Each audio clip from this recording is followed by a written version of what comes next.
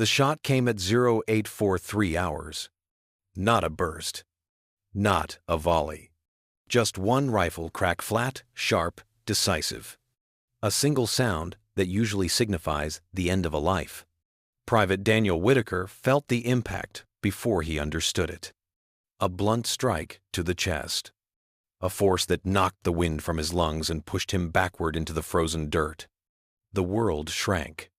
The color drained. His vision narrowed into a tunnel with snow, mud, and breath swirling around the edges. He collapsed behind a tree stump, unable to draw a full breath. His fingers trembled. His thoughts fractured. He reached instinctively for his chest, expecting warmth, wet, thick, unmistakable. But there was none. He pressed again. Still none. His squad leader shouted his name from behind a fallen log.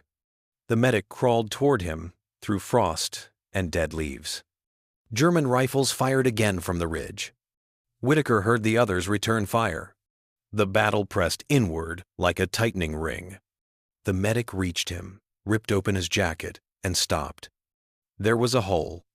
A clean, circular hole, punched into the left breast pocket. Inside the torn fabric sat a small, rectangular shape. Whitaker's pocket Bible.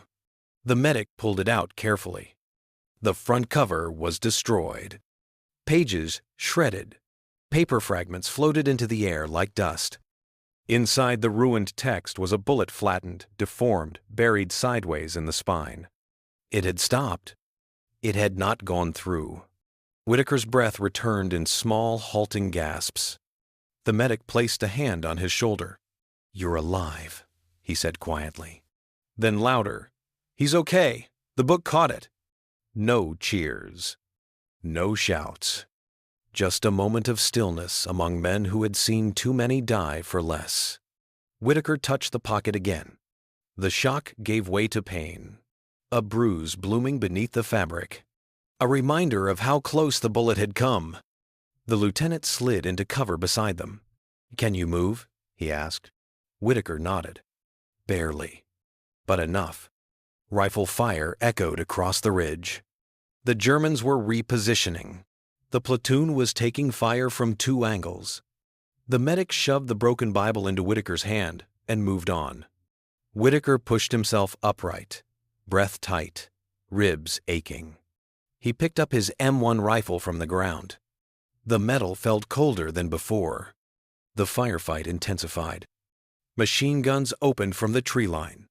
Branches snapped overhead. Bark exploded from trunks.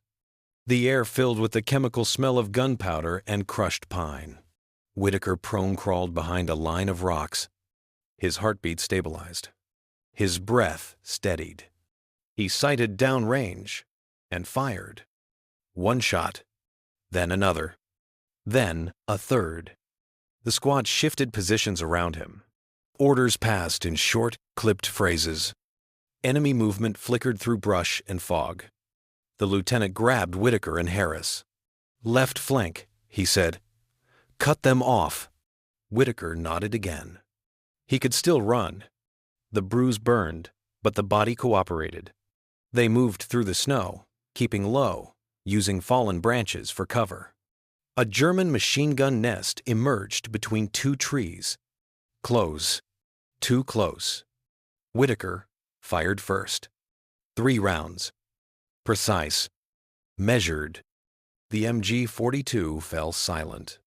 The platoon advanced. Grenades arced through the trees. The German line fractured, then collapsed. Silence returned, the kind that comes after adrenaline drains from the air. The lieutenant looked at Whitaker. "You should be dead," he said. Not dramatic, just factual.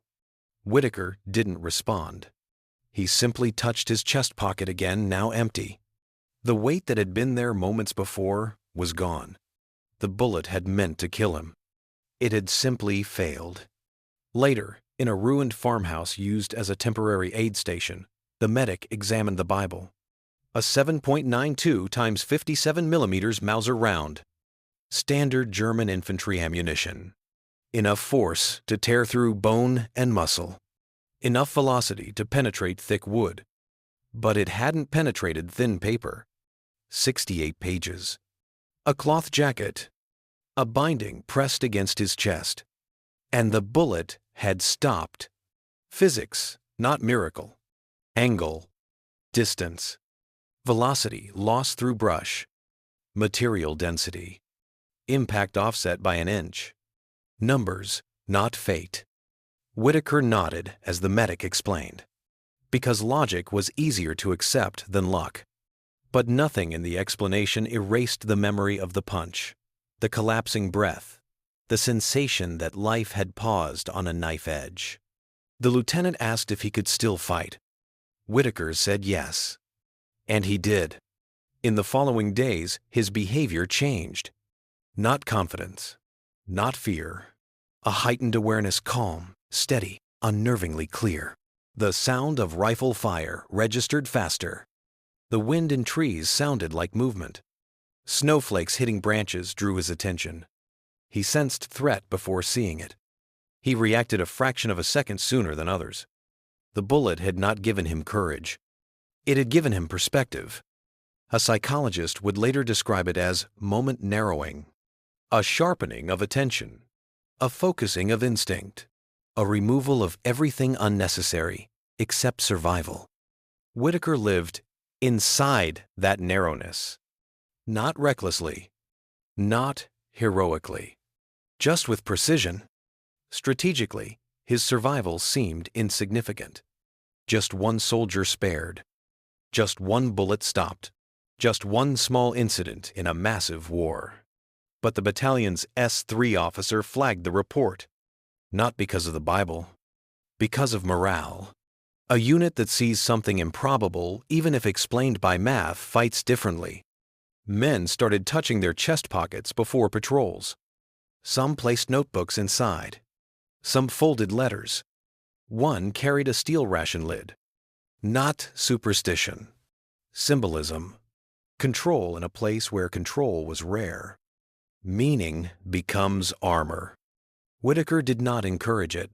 He didn't discourage it. He simply carried the ruined book in his pack. A reminder not of miracle, but of probability.